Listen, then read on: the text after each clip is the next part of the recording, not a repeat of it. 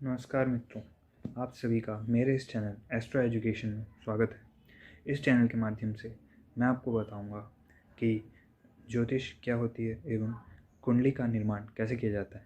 आप इसके अनुसार घर बैठे बैठे कुंडली का निर्माण कर सकते हैं और यह जान सकते हैं कि उसमें क्या फलादेश होंगे।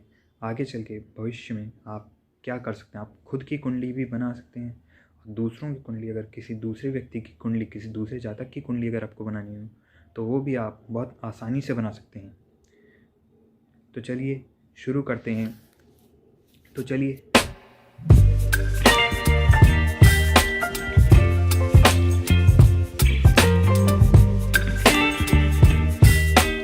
हम तो सर्वप्रथम हम ज्योतिष का परिचय जानेंगे कि ज्योतिष क्या होती है।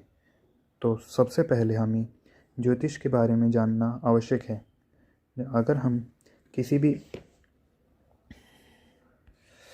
कुंडली निर्माण से पहले हमें दो चीज़ों के बारे में जानना आवश्यक होता है।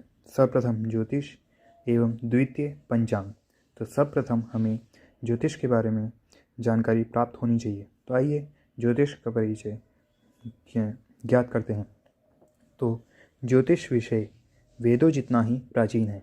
अर्थात ज्योतिष जो है वो जब हमारे वेद का निर्माण हुआ था, हमारे चतुर्वेदों का निर्माण हुआ था, उसी समय का ज्योतिष का विषय है। ज्योतिष उसी समय में लिखी गई थी। ज्योतिष का ज्ञान भी उसी समय से प्राप्त किया गया था। प्राचीन काल में ग्रह, नक्षत्र और अन्य खगोलीय पिंडों का अध्ययन करने के विषय को ही ज्योतिष कहा गया है।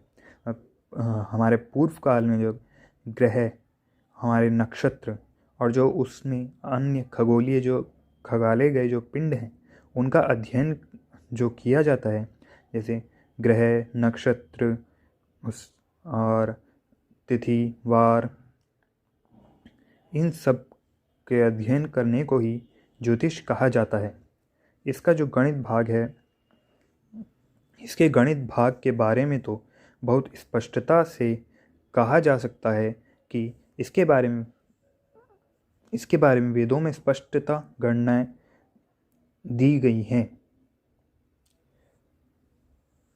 इसके गणित भाग के बारे में तो बहुत, क्षमा कीजिएगा थोड़ा कुछ गलत सा हो गया। इसके गणित भाग के बारे में तो बहुत स्पष्टता से भी कहा जा सकता है, क्योंकि इसका जो गणित भाग होता है, हम कुंडली का निर्माण गणित के द्वारा ही करते हैं और इसके बारे में वेदों में भी स्पष्ट गणनाएं दी गई हैं। तो इसके लिए हम जैसे सिद्धांत संहिता होरा रूपम स्कंद त्रयात्मकम वेदस्य निर्मलम चक्षुर्ज्योति शास्त्रम अनुत्तमम। सिद्धांत संहिता और होरा, सिद्धांत, संहिता और होरा तीन प्रकार के रूप जो वेद से उत्पन्न हुई निर्मल दृष्टि है, जिससे शास्त्र को उत्तम ज्योति प्रदान होती है, उस शास्त्र को ही ज्योतिष शास्त्र कहते हैं। इस श्लोक का अर्थ है कि जो हमारे सिद्धांत हैं, जो हमारी संहिताएं हैं और जो हमारा होरा है, इन तीन प्रकार के जो रूप हैं ये हमारे वेदों से उत्पन्न हुए हैं और जो इनकी जो दृष्टि निर्मल रूप से पड़ती है, उससे जो शास्त्र उत्पन्न होते हैं और उससे जो हमें ज्योति, उत्तम ज्योति प्रदान होती है, उस शास्त्र को ही ज्योतिष शास्त्र कहा जाता है। ज्योतिष हमारे तीन रूप, बहुत से रूप होते हैं, जिनमें तीन महत्वपूर्ण रूप होते हैं। सर्वप्रथम होता है सिद्धांत ज्योतिष, जिसे हम कहते हैं गणित ज्योतिष। दूसरा आता है आपका संहिता ज्योतिष, जो ग्रह फलादेश ज्योतिष भी कहलाता है। तृतीय होता है हमारा होरा ज्योतिष, जो कि मुहूर्त राशि चक्र ज्योतिष कहलाता है। और बाकी के ज्योतिष के अन्य रूप भी हैं, जिनमें आता है आपका एक वेदांग ज्योतिष। अगला आता है आपका अंक ज्योतिष, जिसमें अंकों द्वारा भविष्य बताया जाता है। फिर आता है फलित ज्योतिष, जिसमें फल, ज्योतिष का फल निकाला जाता है। और उस अंतिम आता है खगोल शास्त्र। तो चलिए, यहाँ हमने ज्योतिष का परिचय जाना। अब हम जानते हैं पंचांग का परिचय। को इतना बताते हैं कि किसी भी कुंडली का निर्माण करने से पहले हमें पंचांग के बारे में जानना आवश्यक है। क्योंकि पंचांग के द्वारा ही कुंडली का निर्माण किया जाता है। उसमें बहुत सी चीज़ें ऐसी होती हैं जिससे हमें कुंडली बनाने का ज्ञान प्राप्त होता है। अब यहाँ आप देखिए, पंचांगस्य अर्थ पंचांग, अर्थात पंचांग का अर्थ है पांच प्रकार के अंग। 5 अंग जैसे तिथि, वार, नक्षत्र, योग एवं करण। इनके अलावा पंचांग से प्रमुख त्यौहार, घटना यानी कि जो हमारे सूर्य ग्रहण, चंद्र ग्रहण आदि और शुभ मुहूर्त की जानकारी भी प्राप्त होती है। जैसे कि अगर किसी विवाह का मुहूर्त निकालना हो या मुंडन का मुहूर्त निकालना हो या फिर किसी और चीज़ का, जो भी हमारे अन्य प्रकार के मुहूर्त होते हैं, यज्ञ का मुहूर्त निकालना हो, उन सब की गणना पंचांग द्वारा की जाती है। और गणना के आधार पर ही पंचांग की 3 धाराएं होती हैं। पहली होती है चंद्र आधारित, दूसरी नक्षत्र आधारित एवं तीसरी सूर्य आधारित। तो चलिए अब हम इसमें सर्वप्रथम तिथि के बारे में जानते हैं कि तिथि क्या होती है। तो एक दिन को तिथि कहा गया है जो पंचांग के आधार पर 19 घंटे से लेकर 26 घंटे तक ही होती है। उन मास में 30 तिथियां होती हैं जो 2 पक्षों में होती हैं। सर्वप्रथम शुक्ल पक्ष एवं द्वितीय होता है कृष्ण पक्ष। शुक्ल पक्ष जो कि प्रतिपदा से चतुर्दशी तक होता है एवं फिर उसके बाद जो उसकी 15वीं तिथि आती है वो कहलाती है पूर्णिमा।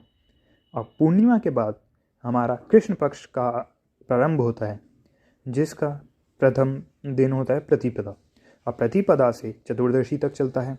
और फिर जो उसकी 15वीं कृष्ण पक्ष की 15वीं तिथि जो होती है वो अमावस्या कहलाती है। इस प्रकार 15-15 दिन का मिला करके बनते हैं 30 दिन, जो कि 30 तिथियां पूर्ण होती हैं और हमारा एक मास पूर्ण होता है। शुक्ल पक्ष की 15वीं तिथि को पूर्णिमा एवं कृष्ण पक्ष की 15वीं तिथि को अमावस्या कहते हैं। अगला आता है हमारा वार। एक सप्ताह में 7 दिवस अर्थात 7 वार होते हैं, जिसमें रविवार, सोमवार, मंगलवार, बुधवार, बृहस्पतिवार, शुक्रवार एवं शनिवार। रविवार अर्थात सूर्यदेव का दिन, सोमवार अर्थात चंद्रदेव का दिन, मंगलवार जो मंगलदेव, बुधवार अर्थात बुधदेव, बृहस्पतिवार अर्थात गुरु बृहस्पति, देवगुरु बृहस्पति, शुक्रवार अर्थात असुर गुरु शुक्र, शनिवार अर्थात हमारे न्याय के देवता शनिदेव। ये दिवस इन देवताओं के होते हैं। अगला हम पढ़ते हैं नक्षत्र। आकाश में तारामंडल के विभिन्न रूपों में दिखाई देने वाले आकार को नक्षत्र कहते हैं। मूलतः नक्षत्र हमारे 27 माने गए हैं। ज्योतिष द्वारा एक अन्य अभिजीत नक्षत्र भी माना जाता है, जिसको मिलाकर 28 नक्षत्र बनते हैं। नक्षत्र हमेशा क्रम अनुसार ही चलते हैं। अब जैसे यहाँ आपके हैं नक्षत्र और यहाँ आपके दे रखे हैं चरणाक्षर। नक्षत्र हमेशा क्रम अनुसार ही चलाए जाते हैं। सर्वप्रथम आता है अश्विनी नक्षत्र, और इन्हीं नक्षत्रों के आधार पर नामकरण किया जाता है, जिसके चरणाक्षर ये हैं। अगर किसी जातक का जन्म प्रथम चरण में हुआ है तो उसका चरणाक्षर अश्विनी नक्षत्र के प्रथम चरण में हुआ है तो उसका जो नामकरण का अक्षर होगा वो बनेगा चू से। द्वितीय में हुआ है तो चे से। ऐसे अगर भरणी नक्षत्र में किसी का चतुर्थ में हुआ है तो लो से। कृतिका में हुआ है प्रथम चरण में तो अ से। इस प्रकार चरणाक्षर बनते हैं। इसका उपयोग कैसे किया जाता है वो आगे मैं आपको बताऊंगा। जिसमें सर्वप्रथम आता है आपका उन नक्षत्रों में सर्वप्रथम अश्विनी, फिर भरणी, फिर कृतिका, रोहिणी, मृगशिरा, आर्द्रा, पुनर्वसु, पुष्य, अश्लेषा, मघा, पूर्वा फाल्गुनी, उत्तरा फाल्गुनी, हस्त, चित्रा, स्वाति, विशाखा, अनुराधा, ज्येष्ठा, मूल, पूर्वाषाढ़ा, उत्तराषाढ़ा, अभिजीत। आगे